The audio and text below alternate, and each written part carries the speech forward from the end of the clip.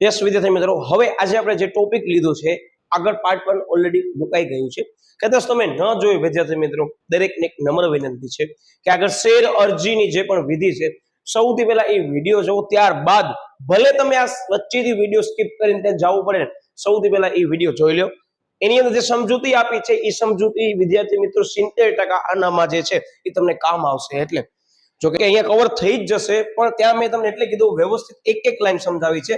આ મુદ્દો શેર વહેંચણી અંગેની વિધિ, શેરની વહેંચણી કરવી, ઇંગ્લિશમાં કહીએ ને તો અલોકેટ કરશો, આપણે ફાળવશો, એ લોકોને ડિસ્ટ્રીબ્યુટ કરશો કે કોને કોને શેર કેવી રીતે આપવાના, એની આખી પ્રોસેસ છે. મતલબ કે ત્યાં જે મુદ્દો છે એ મુદ્દાને અહીંયા વિસ્તૃત સમજાવ્યો છે કે વહેંચણી કેવી રીતે થશે. તો આ વિધિ ખાસ ધ્યાન રાખજો. આ વિધિની અંદર મેં તમને અગાઉ કીધું, જો આ બધી વસ્તુ આવી ગઈ કે બુક રનિંગ લીડ મેનેજર એટલે શું, સિન્ડિકેટ મેમ્બર એટલે શું, આ બધી વસ્તુ મેં ત્યાં સમજાવી છે. અત્યારે હું એટલે કવર નથી કરતો, આપણો સમયની મર્યાદાના કારણે વિદ્યાર્થી મિત્રો આ વિડીયોમાં હું કવર નથી કરતો, અને મને પૂરી આશા છે કે તમે વિડીયો જોયા બાદ જ આ વિડીયો જોતા હશો, મને પૂરી ખાતરી છે. બરાબર, ઓકે. યસ, શેરની વહેંચણી અંગેની વિધિ. તો હવે વિદ્યાર્થી મિત્રો આવી રીતે જ આપણે પરીક્ષામાં સમજાવવાનું છે. હવે ઘણા બધા લોકો કે સાહેબ આ વિધિના ક્રમ કમ્પલસરી એઝ ઇટ ઇઝ ક્રમમાં જ સમજાવવાના છે, આનામાં ક્રમ તમે ભંગ નહીં કરી શકો, વિધિ હોય, તબક્કા હોય કે પ્રક્રિયા હોય. એટલે ઘણા લોકો કે સાહેબ વિધિ તો લેંધી ન કહેવાય, મને કહેતા લેંધી લાગે છે, તમે લખી આપી દો. આ જોઈ લો, આ એક પેજ એની ટ્રિક્સ હું તમને સમજાવવાનો છું. પછી આ બીજો પેજ પૂરો, આખો ક્વેશ્ચન 8 મુદ્દામાં વિદ્યાર્થી મિત્રો ક્વેશ્ચન પૂરો, અને આ 4 માર્કમાં પણ પ્રશ્નો આવે છે. એટલે જરાય પણ તમે આ વસ્તુને અંડર એસ્ટિમેટ ન કરજો. બસ હું તમને શરૂઆતમાં એ જ કહેવા માંગુ છું, બહુ ઈઝી ક્વેશ્ચન છે, બહુ ઈઝી. જેને સમજેલું છે એ સમજવું છે એ લોકો માટે બહુ ઈઝી ક્વેશ્ચન છે, એટલે ખાસ સમજજો છેલ્લે સુધી. બરાબર, ઓકે. હવે શું આની અંદર સૌથી પહેલી એ જ વસ્તુ કે આસબા માન્ય બેંકની શાખાઓ દ્વારા શેરની અરજીની રકમ જે તે અરજદારના ખાતામાં સ્થગિત કરવી. અરે સાહેબ આ તો રિપીટ નથી થતો, રિપીટ જ છે. મેં તમને શું કીધું, અગાઉ તમે વિડીયો જોયો હશે ને તો આટલો ઈઝી લાગશે. આ બધી વસ્તુ આપણે આગળ સમજી ગયા છે, ઈ જ છે. વિશેષમાં એ લોકો એમ કહે છે કે વહેંચણી કેમ કરશું. બરાબર, એ મુદ્દામાં સમજશું આપણે. યસ, આ જે પણ અરજી સ્થગિત થયેલી હશે તે અરજીઓ કંપનીએ જાહેર કરેલ ભરણા માટે નિમેલ સિન્ડિકેટ મેમ્બરને સોંપી. સિન્ડિકેટ મેમ્બર યાદ આવ્યું? યસ સાહેબ, આયરો સિન્ડિકેટ મેમ્બર્સ. બરાબર, જોઈ લો, કોમર્શિયલ ઇન્વેસ્ટમેન્ટ બેંક હશે. બરાબર, જે શું કરે છે, ઇન્ટરમીડિયેટરીઝ છે બંનેની વચ્ચે. કોની વચ્ચે? ઇસ્યુઅર ઓફ કંપની અને ઇન્વેસ્ટર, કે એક જે છે રોકાણકાર છે અને બીજું શું છે, જે કંપનીને નાણાં જોઈએ છે, બે વચ્ચે મિડલમેન તરીકે ભૂમિકા ભજવશે. આપણે એ લોકોને બધી વસ્તુ આપી દેશું, પછીની પ્રોસેસ એ લોકો કરવાના છે. બરાબર, એટલે આસબા વાળી પ્રોસેસમાં આ વસ્તુ આવશે. બરાબર, હવે આસબા એટલે ખ્યાલ છે ને? એક કામ કરો, તમે 1 સેકન્ડ વિડીયોને પોઝ કરો, ટ્રાય કરો એટલીસ્ટ પૂર્ણ સ્વરૂપ બોલવાની. બરાબર, યસ, મને પૂરી આશા તમે સાચું બોલ્યા હશો, અધરવાઇઝ તમે નોટ કરી નાખો. Application supported by blocked amount. બરાબર, ધ્યાન રાખજો, કામ આવશે આગળ. ઓકે. યસ, સિન્ડિકેટ મેમ્બર દ્વારા વિદ્યાર્થી મિત્રો અરજીની વિગતો જેવી કે અરજદાર, ટૂંકમાં આ બીજા તબક્કામાં બધી વિગતો એ લોકો શું કરશે, કલેક્ટ કરશે. આ બીજા તબક્કામાં કે અરજદાર કોણ છે, રોકાણકારનો વર્ગ કયો છે, બરાબર, કે છૂટક રોકાણકાર છે કે ઇન્સ્ટિટ્યુશનલ રોકાણકાર છે, એ રીતે અરજી કરે. શેરની સંખ્યા કેટલી છે, કિંમત કેટલી છે, બુક બિલ્ડિંગ ઓફર હોય તો બીડ સહિતની રકમ. આ બુક બિલ્ડિંગ પ્રોસેસ આખો મુદ્દો. પછી અરજીનો ફોર્મ નંબર હોય, ડિપોઝિટરી પાર્ટિસિપેટ, ડીપી યાદ આવે છે, ડિપોઝિટરી પાર્ટિસિપેટ. વિદ્યાર્થી મિત્રો આપણે અગાઉ કરી ગયા છીએ, ધોરણ 11 માં વિસ્તૃત સમજૂતી આપી છે. હું આ વિડીયોમાં ચાલો હું મેન્શન કરવાનો છું, પાછળના પેજમાં તમને સમજાવીશ. ડિપોઝિટરી પાર્ટિસિપેટ એટલે શું, ડિપોઝિટરી એટલે શું આવશે આપણે સમજશું. બરાબર, પણ મેં તમને સમજાવી દીધું છે, આ બીજી વખત સમજાવીશ. ઓકે. ડીમેટ નંબર મેં તમને કીધું, તમારો જે પણ બ્રોકર પાસે એકાઉન્ટ હોય તમને ડીમેટ નંબર આપ્યો છે, ભરેલ રકમ કેટલી છે વગેરે માન્ય શેર બજારના ઇલેક્ટ્રોનિક બિડિંગ સિસ્ટમમાં ભરવામાં આવે છે, જે generally book running lead manager આની ભૂમિકા ભજવશે, અને સાથે એના ભેગું કોણ હશે, સિન્ડિકેટ મેમ્બર જે હશે, બેંકો, એ બધી હશે, બંને ભેગા થઈને કાર્ય કરશે અમુક. બરાબર, ઓકે. સિન્ડિકેટ મેમ્બર દ્વારા અરજી અને તમામ વિગતો ભરણા રજિસ્ટ્રાર એટલે શું, ROC રજિસ્ટ્રાર ઓફ કંપનીએ મોકલવામાં આવે છે. અરજીની સમગ્ર વિગતો માન્ય શેર બજારોને પણ મોકલવામાં આવે છે. હવે માન્ય શેર બજાર ભારતની બે જ છે વર્તમાન સમયમાં, કઈ ખબર છે? બોમ્બે સ્ટોક એક્સચેન્જ અને નેશનલ સ્ટોક એક્સચેન્જ. આગળ આપણે ચર્ચા કરી હતી. બરાબર, એને મોકલશું કે ભાઈ અમારી કંપનીના શેર આ લોકોને અમે ફાળવવાના વિચારી રહ્યા છીએ, વહેંચણી કરવાનું છે. એટલે તો વિદ્યાર્થી મિત્રો આપણે શેર બજારને કેવું પડશે. શેર બજારની અંદર જ વિદ્યાર્થી મિત્રો ડીમેટ એકાઉન્ટ હોવું જરૂરી છે. શેર બજાર જ કેવાશે. પેલા જે છે પ્રાથમિક ભણવું હશે, એ પ્રાથમિક ભણવું તમને મળી જાય છે, પછી એ ખરેખર શેર બની જશે સ્ટોક માર્કેટની અંદર. બરાબર, ઓકે યસ શું કે છે ત્રીજો મુદ્દો આવ્યો એનો મતલબ શું સિન્ડિકેટ મેમ્બર વાળો ત્રીજો મુદ્દો આવ્યો છે કે જે ભરણા રજિસ્ટ્રારને મોકલવામાં આવશે. આ બધા રેડ કલરથી નોટ કરેલા છે ને બ્લુ કલરથી મેન્ડલિંગ કરેલા છે ને બધા મેજર કીવર્ડ છે. ઓકે ભરણા રજિસ્ટ્રારને આવેલ અરજીઓને રોકાણ કરનારના જુદા જુદા વર્ગ જેવા કે મેં તમને કીધું રિપીટ થયો છૂટક રોકાણકારો, ઊંચી નેટવર્થ ધરાવતા રોકાણકારો જેને કહેવાય HNI હાઈ નેટવર્થ ઇન્વેસ્ટર અને HNI કહેવાય ઇંગ્લિશમાં બરાબર. ઓકે પછી યસ વિદેશી રોકાણકારો એને કહેવાય FII ફોરેન ઇન્સ્ટિટ્યુશનલ ઇન્વેસ્ટર યાદ આવે છે હા સાહેબ 11માં કરી ગયા છે. પછી કંપનીના કર્મચારી મેં તમને જે કીધું એમ્પ્લોય કોટા. પછી સંસ્થાકીય રોકાણકારો એટલે ઇન્સ્ટિટ્યુશનલ ઇન્વેસ્ટર મેં તમને કીધું તું ખબર છે. ઓકે યસ પછી શું કહે છે આ વગેરે વર્ગમાં વહેંચી અને તેનું શું કરશું આપણે વિગતો સાથેનો પત્રક એક તૈયાર કરશું કે અમને કુલ જે પણ રોકાણકારો છે એનામાં આટલા આટલા વર્ગની અંદર અરજી મળેલ છે અને અરજીની સંખ્યા તમે જે ધારી હશે તમે જે બહાર પાડી હશે એના કરતા વધારે આવે છે તો વિદ્યાર્થી મિત્રો તમે એની મંજૂર ન કરી શકો. જસ્ટ ફોર એક્ઝામ્પલ કે મને 100 કરોડનું જ ભરણું જોઈએ છે અને એપ્લાય કરવા વાળા 200 કરોડ લોકોએ અરજી કરી છે મતલબ 200 કરોડ મારા પાસે આવી શકે એમ છે અરજીઓ 200 કરોડની અરજી આવી છે પણ હું મંજૂર કેટલા કરીશ સાહેબ તમે 100 કરોડ જ જોઈએ છે તમને 100 કરોડ મંજૂર કરવા પડશે બાકીની 50% જે આવી છે પરત કરવી પડશે મતલબ કે એનું મંજૂર નહીં કરી શકું બરાબર. લોકોના ખાતામાં રૂપિયા જે છે અનબ્લોક થઈ જશે સ્થગિત કરેલા છે. ઓકે ભરણા રજિસ્ટ્રાર અને લીડ મેનેજર સિન્ડિકેટ મેમ્બર કંપનીના સેક્રેટરી સંચાલક મંડળ સાથે મળી જુદા જુદા વર્ગમાં આવેલ અરજીઓને તે વર્ગમાં ફાળવવાના શેરના આધારે ફાળવણીના આધાર નક્કી કરે છે. એમાં તમને ખબર છે આગળ મેં મુદ્દો કીધું હતો કે છૂટક રોકાણકાર માટે ઓછામાં ઓછા કેટલા ટકા 10% અનામત રાખવી પડે તમારા કુલ ભરણાની રકમમાં. તો આપણે આમ આધાર નક્કી કરશું કે હવે મિનિમમ આટલા જે ઓલરેડી વિદ્યાર્થી મિત્રો તમારા બરાબર DHRP માં લખેલા હશે રેડ હેરિંગ પ્રોસ્પેક્ટસ ત્યારે પણ એ લોકો ડ્રાફ્ટ કરતા હશે ને ત્યારે એમાં મેન્શન હશે અને આ જ વસ્તુ તમારા વિજ્ઞાપન પત્રમાં પણ મેન્શન હશે. હવે DHRP એટલે શું આપણે સમજી ગયા છીએ કે જ્યારે કંપની છે એનું વિજ્ઞાપન પત્ર તૈયાર ન હોય પણ એને ભરણું લેવું છે થોડા સમયગાળાની અંદર એને ભરણું લઈ આવવું છે એ લોકોએ નક્કી કરી લીધું છે પણ કેટલા રૂપિયાના શેર સંખ્યા કેટલી એ હજી એ લોકોએ ડિસાઈડ નથી કર્યું તો એ લોકો રેડ હેરિંગ પ્રોસ્પેક્ટસ બહાર પાડશે. આ ધોરણ 11 માં આપણે સમજી ગયા હતા વિજ્ઞાપન પત્રના પહેલા જ વિડીયોની અંદર બરાબર. તો અહીંયા લઈ લીધું બુકમાં ક્યાં લખેલું નથી મેન્શન કરતા નહીં. મને ખ્યાલ છે દર વખતે ઘણા બધા વિદ્યાર્થીઓ જે છે એ લોકો જ કહેતો સાહેબ RHP એટલે શું રેડ હેરિંગ પ્રોસ્પેક્ટસ બરાબર.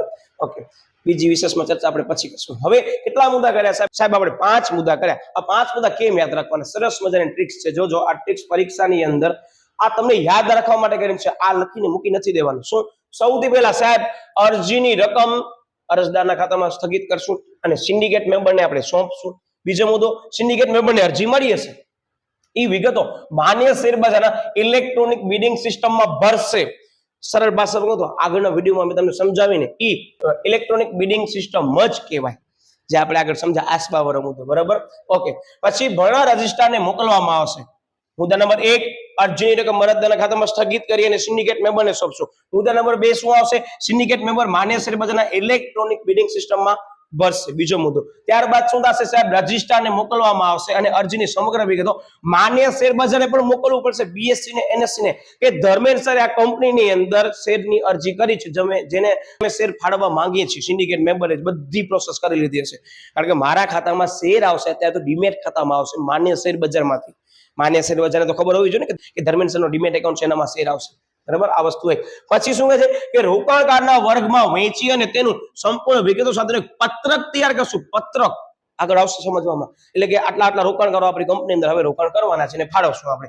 આવેલ અરજીઓ તે વર્ગમાં ફાળવવાના શેરના આધારે ફાળવણીનો આધાર નક્કી કરવો. બેસ કે આટલા ટકાના શેર તો આપવા જ પડશે આ પ્રકારના રોકાણકારોને.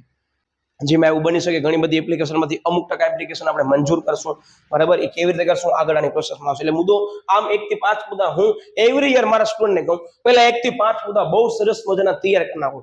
પોઝ કરી હું સાઈડમાં આવી જાઉં છું તમને એવું લાગે સ્ક્રીનશોટ પાડી અને એકવાર સરસ મજાનો યસ જોઈ લો બરાબર. એટલે ખાસ આનો તમે સ્ક્રીનશોટ લઈ લો અને એકવાર મસ્ત મજાનું રિવિઝન કરી લો. આ મેજર કીવર્ડ મેં ઉપાડીને મૂક્યા છે બરાબર. પરીક્ષામાં તમને આમ જ લખવાનું છે ધ્યાન રાખજો પણ આ તમને સરળતાથી યાદ રહે એના માટે મેં સરસ મજાના બુલેટ પોઈન્ટ તૈયાર કર્યા છે. આમ ક્રમ યાદ રાખવાનો છે. જોઈ લો તમને કહી દઉં આ જોઈન્ટ કરી નાખજો એરો આમ પ્રોસેસ કરવાની છે બરાબર. આગળ પછી આમ પ્રોસેસ વધતી જશે. ઓકે હવે મુદ્દા નંબર 6 આપણે જઈએ. 2 જ મુદ્દા બાકી રહ્યા. શું કહે છે યસ તો કે ફાળવણી માટે નક્કી કરેલ આધારને ધ્યાનમાં લઈ જુદા જુદા અરજદારો વચ્ચે નક્કી કરેલ શેરની ફાળવણી હવે આપણે કરશું.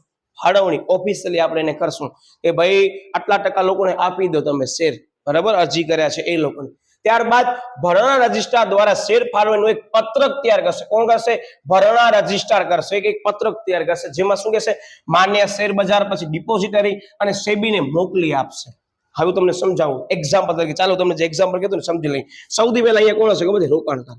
આ પરીક્ષામાં દોડતા નહીં, તમને યાદ એટલા માટે છે. આ રોકાણકાર હશે વિદ્યાર્થી મિત્રો, જે ઇન્વેસ્ટર આપણે કહીએ. એનું ખાતું વિદ્યાર્થી મિત્રો કોના પાસે હશે ખબર છે? ડિપોઝિટરી પાર્ટિસિપન્ટ પાસે હશે. આ ડિપોઝિટરી પાર્ટિસિપન્ટ એટલે શું સાહેબ? તો વિદ્યાર્થી મિત્રો ડિપોઝિટરી પાર્ટિસિપન્ટ એટલે કોણ ખબર છે? જનરલી બ્રોકર હશે. આ બ્રોકરમાં પર્સનલ બ્રોકર પણ હોઈ શકે, જેમ કે શેરખાન છે, ઝેરોદા છે, પછી એન્જલ બ્રોકિંગ છે. આ બધા બ્રોકર છે. કાઇટ છે, બરાબર, જો કે ઝેરોદાનો એક ભાગ છે. પછી વિદ્યાર્થી મિત્રો આની અંદર એવી પણ બેંકો હશે કે જે આવા પ્રકારની સુવિધા પ્રોવાઈડ કરતી હશે ડીમેટની. Just for example Kotak securities છે. તો વિદ્યાર્થી મિત્રો આની અંદર બધાનો સમાવેશ થાય. બ્રોકરમાં બધા આવે, દલાલ ને પેટા દલાલ, બરાબર. હવે આ જે પણ બ્રોકર હશે ને એની ઉપર કોણ આવશે ખબર છે? એની ઉપર આવશે વિદ્યાર્થી મિત્રો ડિપોઝિટરી. ડિપોઝિટરી ખબર છે? ભારતની માત્ર 2 જ છે જે પરીક્ષામાં અવારનવાર મેં નોટ કર્યું છે. આમાંથી કા પૂર્ણ સ્વરૂપ આવે છે કા નામ પૂછે છે. તો વિદ્યાર્થી મિત્રો આ ડિપોઝિટરી છે, એક NSDL અને બીજી છે CDSL. આનો પૂર્ણ સ્વરૂપ આવે છે SPCC અને OC બંનેમાં. NSDL એટલે નેશનલ સિક્યુરિટીઝ ડિપોઝિટરી લિમિટેડ. હું મારા દરેક વિદ્યાર્થીને કહું, જ્યાં નેશન્સ આવે ને ત્યાં સિક્યુરિટી હોવી જરૂરી છે, કારણ કે આ CDSL માં S અલગ છે, સેન્ટ્રલ ડિપોઝિટરી સર્વિસીસ લિમિટેડ. આનામાં S છે ને સર્વિસીસ છે CDSL માં. એટલે તમને કીધું નેશન્સમાં હંમેશા સિક્યુરિટી એટલે national securities depository limited, CDSL માં સેન્ટ્રલ ડિપોઝિટરી સર્વિસીસ લિમિટેડ છે. આ કરે શું છે? તો કે જે રોકાણકાર છે એના નામે વિદ્યાર્થી મિત્રો ઈ શેરની ફાળવણી કરે છે. કે તમે અત્યારે શેર વેચો છો તો શેર લેવા વાળો કોક તો હશે જ ને. વેચનારના નામેથી ઈ ટ્રાન્સફર સીધો કોના નામે કરશે? ખરીદનાર જે હશે, નવો બાયર હશે એના નામે. તો આ સમગ્ર પ્રોસેસ થશે કેમ? તો આ CDSL અને NSDL તમારા નામના, બરાબર, આ બધી ડિપોઝિટરી જે છે એ નોટ કરશે. તમને એવરી ટાઈમ તમે જે પણ શેર બાય સેલ કરતા છો વર્તમાન સમયમાં હું પણ કરું છું, તો એની અંદર મને ઉપરથી યસ ડિપોઝિટરીનો પણ મેઇલ આવે અને વિદ્યાર્થી મિત્રો ડિપોઝિટરી પાર્ટિસિપન્ટ જેને ડીપી કહેવાય એનો પણ મને મેઇલ આવે. આ 2 કન્ફર્મેશન એવું કહે છે કે સાહેબ તમે જે શેર લીધો છે ને એ આટલી કિંમતમાં આ ચાર્જીસ લાગા છે, બરાબર, અને તમારા નામે ટ્રાન્સફર કરવામાં આવ્યું છે. પણ આ એક બહુ સરસ મજાની વર્તમાન સમયમાં સિસ્ટમ છે કે તમે કદાચ શેર વેચતા હશો ને, સામે ખરીદનાર કોણ હશે ને એ ખબર નહીં હોય. ખરીદનારને પણ ખબર નહીં હોય કે વેચનાર કોણ છે. આ ડિજિટલ સિસ્ટમ છે, આખી ઇલેક્ટ્રોનિક સિસ્ટમ છે. આગળ આપણે આખી વસ્તુની સમજૂતી વાણિજ્ય વ્યવસ્થાનું સંચાલનના ચેપ્ટર નંબર 9 માં ઓલરેડી મૂકી દીધું છે ફાસ્ટ ટ્રેક રિવિઝન સિરીઝમાં. અવશ્ય એનો લાભ લેજો. અને વિદ્યાર્થી મિત્રો સમયને ધ્યાનમાં લઈ બોર્ડની પરીક્ષાના બહુ લિમિટેડ ટાઈમમાં તમને સરસ મજાની સરપ્રાઈઝ મળશે, બરાબર, જે બસ કદાચ તમે વિડીયો મોડો જોતા હશો તો આવી પણ ગઈ હશે, બરાબર. એટલે આ ધ્યાન રાખજો. સરસ મજાની સરપ્રાઈઝ હું તમને એક્ઝામો વખતે આપું છું, બરાબર. Okay, yes. શું કે આની અંદર એના પછીનો મુદ્દો કે ડિપોઝિટરી દ્વારા અરજદારના ડીમેટ ખાતામાં શેર જમા કરવામાં આવે છે. શું કે છે? ડિપોઝિટરી દ્વારા અરજદારના ડીમેટ ખાતામાં શેર જમા કરવામાં આવે છે. વિદ્યાર્થી મિત્રો ડિપોઝિટરી જે શેર જમા કરશે અને આ ડિપોઝિટરી પાર્ટિસિપન્ટને કહેશે અને એના ખાતામાં ડીમેટમાં આવી જશે, બરાબર. જમા કરશે પણ તમારું ખાતું કોના પાસે હશે? ડીમેટ ખાતું. આ એક માર્કનો પ્રશ્ન. ડિપોઝિટરી પાર્ટિસિપન્ટ પાસે તમારું ડીમેટ ખાતું હશે. ક્લિયર? ઓકે. પછી શું કે જેની અંદર ડિપોઝિટરી તેમજ માન્ય શેર બજાર દ્વારા અરજદારને મંજૂર થયેલ કે ના મંજૂર થયેલ શેર અંગે SMS શોર્ટ મેસેજ સર્વિસ અને ઈમેલ દ્વારા જાણ કરવામાં આવે છે. ત્યારબાદ લીડ મેનેજર, જો શબ્દ આવ્યો, લીડ મેનેજર દ્વારા માન્ય શેર બજાર પર શેરની નોંધણીની ક્રિયા એટલે કે આખી શેરની નોંધણીની પ્રક્રિયા હાથ ધરવામાં આવે છે. ક્લિયર થઈ ગયું ને? સિન્ડિકેટ મેમ્બર બધું નક્કી કરશે.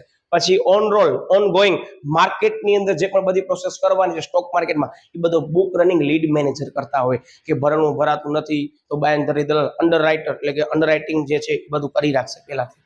તો આખી પ્રોસેસ વિદ્યાર્થી મિત્રો આ માત્ર 8 મુદ્દામાં પૂરી થઈ ગઈ. હવે તમે મને કહો આ પ્રક્રિયા વાળો મુદ્દો લેવાય કે ન લેવાય? અરે વિદ્યાર્થી મિત્રો આ મુદ્દો પહેલા સમજાવાય. આ તમારા એક પેજની અંદર મુદ્દો પૂરો લિમિટેડ ટાઈમ ની અંદર તમારો પેપર આ પ્રશ્નમાં કવર થઈ શકે છે, બરાબર. એટલે ઘણી વાર હું એમ જ કહું કે જે પ્રશ્ન અઘરો છે ને, અઘરો ન કહેવાય પણ સમય માંગી લે છે મારી દ્રષ્ટિએ. એટલે અઘરો શબ્દ ભલે મેં તમને કીધું પછી સહેલો, કેટલો સમય બચે વિચાર કરો. હવે તમે 1 થી 8 મુદ્દા લખો, એક સમજાવો, એના કરતા વિદ્યાર્થી મિત્રો તમે જોઈ લો કેટલા મુદ્દામાં થઈ ગયો. સમજી ગયા ને? એટલે હંમેશા આ શરૂઆતનો જ મેં તમને એક વિડીયોમાં એવી બાબત કીધી છે કે પાછળ ઘણા બધા ચિત્રોમાં પણ આવું જ છે. જો હું તમને અત્યારથી કીધું, કોઈ પણ મુદ્દો તમે કરતા હશો ને, એક વખત કરશો ને નવું લાગશે, બીજી વખત કરશો ને તોય પણ નવું લાગી શકે છે, કદાચ 1% ત્રીજી વખત ફટાફટ તમે બોલશો કે ધર્મેન્દ્ર સર આ વિડીયોની અંદર આ મિનિટમાં આ વર્ડ બોલ્યા છે, એના પછી આ જ મુદ્દો સમજાવવાના છે. તો વિદ્યાર્થી મિત્રો તમને યાદ રહી ગયો, તમે બીજી વાર વિડીયો જોયો કે ત્રીજી વાર વિડીયો જોયો ને એના કારણે. એટલે હું ઘણી વાર કહું કે ફાસ્ટ ટ્રેક રિવિઝન સિરીઝ કરતા પણ તમે જો ટોપિક સિરીઝ 2 વાર જોઈ લેજો ને, ફાસ્ટ ટ્રેક રિવિઝન સિરીઝ જેવો તમને લાભ મળશે. હા, ફાસ્ટ ટ્રેક રિવિઝન સિરીઝમાં કાંઈક સમથિંગ એમ સમજી લો કે એડ ઓન કરીને મેં તમને કીધું હશે કે આ પ્રશ્ન અહીંયા આવી રીતે આવી શકે છે, જે આમાં હું ન કવર કરી શકું, બરાબર? એ રીતે. ઓકે, હવે આ ફરી પાછું આખો રિવિઝન જ છે. સૌથી પહેલા સાહેબ અરજીની રકમ અરજદારના ખાતામાં સ્થગિત કરી સિન્ડિકેટ મેમ્બરને સોંપશું, મુદ્દા નંબર 1. ત્યારબાદ સિન્ડિકેટ મેમ્બર દ્વારા અરજીની જે રકમ છે માન્ય શેરબજારના ઇલેક્ટ્રોનિક બિડિંગ સિસ્ટમમાં ભરવામાં આવશે. ત્યારબાદ મુદ્દા નંબર 3, ભરણાના રજિસ્ટ્રારને જે છે મોકલવામાં આવે છે અને સમગ્ર વિગત માન્ય શેરબજારનો પર મોકલવામાં આવશે. મુદ્દા નંબર 3. ચોથો મુદ્દો, રોકાણકારના વર્ગમાં વેચી અને શું કરવાનું? પત્રક તૈયાર કરવાનું. એટલે મુદ્દા નંબર 4. આવેલ અરજીઓને વર્ગમાં ફાળવવા માટે ફાળવણીનો આધાર નક્કી કરશું. મુદ્દા નંબર 5. ફાળવણી કરવામાં આવશે. હું શું હતો? આધાર નક્કી કરશું. એના પછી 6થા નંબરનો મુદ્દો શું છે સાહેબ? ફાળવણી કરી દેશું. વાતથી પૂરી. ઉભા રહ્યો. મુદ્દા નંબર 7, ભરણાર રજિસ્ટ્રાર દ્વારા ફાળવણી પત્રક તૈયાર કરી બજાર ડિપોઝિટરી અને સેબીને મોકલવામાં આવશે કે લ્યો ભાઈ આટલા લોકોને અમે શેર ફાળવવાના છીએ. પછી મુદ્દા નંબર 8, ભરણાર રજિસ્ટ્રાર દ્વારા ડિપોઝિટરી પત્રક જે છે તૈયાર કરી, આ મુદ્દો રિપીટ જ છે, બરાબર? મુદ્દા નંબર 8 આવ્યો કે મંજૂર થયેલ કે ના મંજૂર થયેલ શેર અંગે SMS કરવામાં આવશે. ભાઈ તમે આટલી એપ્લિકેશન એપ્લાય કરી હતી પણ અમારી જે છે આ કારણોસર તમને એપ્લિકેશન પહોંચી શકી નથી. તમને એક સરસ મજાનો મેઇલ આવશે, બરાબર, જેમાં દિલગીર વ્યક્ત કરશે કે સોરી અબાઉટ ધેટ, કે સોરી ફોર ઇનકન્વીનિયન્સ, કે અમે જે પ્રમાણમાં શેર ફાળવણી કરવાના હતા એમાં તમારી જે છે ગણતરી થઈ નથી અથવા તમને સિલેક્ટ કરવામાં નથી આવ્યા, તો અમે તો તમારા જે નાણાં અમારા પાસે બ્લોક કરેલા હતા એ અનબ્લોક કરી દેવામાં આવશે. જરૂરી નથી કે દર વખતે તમને શેર માટે કરી એપ્લાય કરવાનું મળે, જો ઘણી બધી કન્ડિશન છે, બરાબર? ઓકે, પછી ઈમેલ દ્વારા જાણ કરવામાં આવે છે. ત્યારબાદ લીડ મેનેજર આ દ્વારા માન્ય શેર બજાર પર શેરની નોંધણી હાથ ધરવામાં આવશે. તમે આનો સ્ક્રીનશોટ લેવો લઈ શકો છો. આ મુદ્દો 8મા નંબરનો નથી, 8મા નંબર મુદ્દો આવ્યો. આ આખી પ્રક્રિયાની આમાં એક પેજની અંદર તમે આ પેજ વારંવાર વાંચો, તમને યાદ રહી જશે, હું ગેરંટી દઉં છું. પણ પરીક્ષામાં થોડુંક એક્સપ્લેન કરવું પડશે, બરાબર? આ મેઇન બુલેટ પોઈન્ટ્સ. મને પૂરી આશા છે વિદ્યાર્થી મિત્રો આ બંને વિધિ પાર્ટ 1 અને પાર્ટ 2 અત્યારે તમે જે માણી રહ્યા છો બહુ સરસ મજાની સમજાઈ ગઈ હશે. પરીક્ષાની અંદર દરેક વિદ્યાર્થીને એમ જ કહીશ કે આ વસ્તુને તમે પિનઅપ કરી રાખજો, કોઈ પણ અલગ રીતે અથવા લખી રાખજો કે આ બંને વિધિ તમને પરીક્ષા વખતે અવશ્ય સમય બચાવવું હોય ને તો કરવી પડશે. આ તમારો ઘણો સમય બચાવી શકે એમ છે.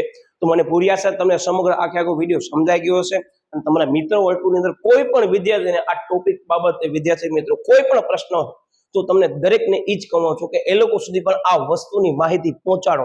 આ બાબત, આ પ્લેટફોર્મ અંગેની માહિતી તમે એ લોકો સુધી પહોંચાડો.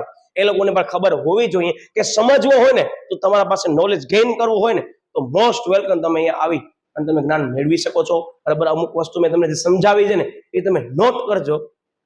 ઘણા બધા લોકોને ખબર નહીં હોય. તમને કદાચ કોને એક્ઝામિનેશન કરવું હોય તમારા મિત્રોનું તો કરજો. જેને આ વિડીયો નહીં જોયો ને એના માટે એક ચેલેન્જ છે. તમે ક્વેશ્ચન પૂછો, બુક રનિંગ લીડ મેનેજર એટલે શું? ઓકે, પછી બીજો કહેવાનો આ સિન્ડિકેટ બેંક મેમ્બર એટલે શું? તો સિન્ડિકેટ બ્રોકર એટલે શું? ઓકે, જવાબ આપે કહેવાનો બંને વચ્ચે તફાવત શું છે? તો તફાવતમાં મેં તમને કીધું નથી, હવે કહી દઉં છું કે આ તફાવતની અંદર સિન્ડિકેટ બેંક મેમ્બર છે, બરાબર? એ બેંકની અંદર ખાતું સ્થગિત કરવાનું હોય, એના અમાઉન્ટ છે બ્લોક કરવાનું હોય, એ બ્લોક કરેલ અનબ્લોક અમાઉન્ટ એના ખાતામાં ટ્રાન્સફર કરવાની હોય. આ બધી પ્રોસેસ સિન્ડિકેટ બેંક કરતી હોય. અને બુક રનિંગ લીડ મેનેજર, અંડરરાઇટર કેવી રીતે પ્રયોગ કરશું, કે બાંયધરી દલાલોને પહેલાથી કેવી રીતે તૈયાર રાખવા, કેવી રીતે કોને કેટલા પ્રમાણમાં કેટલી પ્રાઇસ નક્કી કરવી, કઈ તારીખ નક્કી કરવી, કેટલા દિવસ જે છે એ લોકોને આપવા, આ બધી પ્રોસેસ હાથ ધરશે. બે વચ્ચે તફાવત એક છે એ સિક્યુરિટીઝ છે, એ સેલિંગ નું કામ કરે છે. એક છે એ સિક્યુરિટી સેલિંગ માટે કરી બેન્કિંગ લેવલની વસ્તુ એ પ્રમાણે કરશે. તો આ બે વચ્ચે તફાવત હતા. જનરલી મેં તમને એક્ઝામ્પલ કહી દીધું હતું, ફરી પાછું કહી દઉં કે સિન્ડિકેટ બેંકની અંદર તમને કોટેક સિક્યુરિટીઝ છે કે એક્સિસ કેપિટલ છે, જે આ બધા પ્રકારની સુવિધા પૂરી પાડે છે, ડીમેટની અને ઇન્વેસ્ટમેન્ટની, એ બધી વસ્તુ પ્રોવાઈડ કરતા હોય છે. આ બધા સિન્ડિકેટ બેંક કહેવાય, બરાબર? આ હતી વિદ્યાર્થી મિત્રો સરસ મજાની સમજૂતી. હવે આપણે આના પછીના વિડીયોની અંદર લેવાના છે, ખબર છે ને કયો મુદ્દો?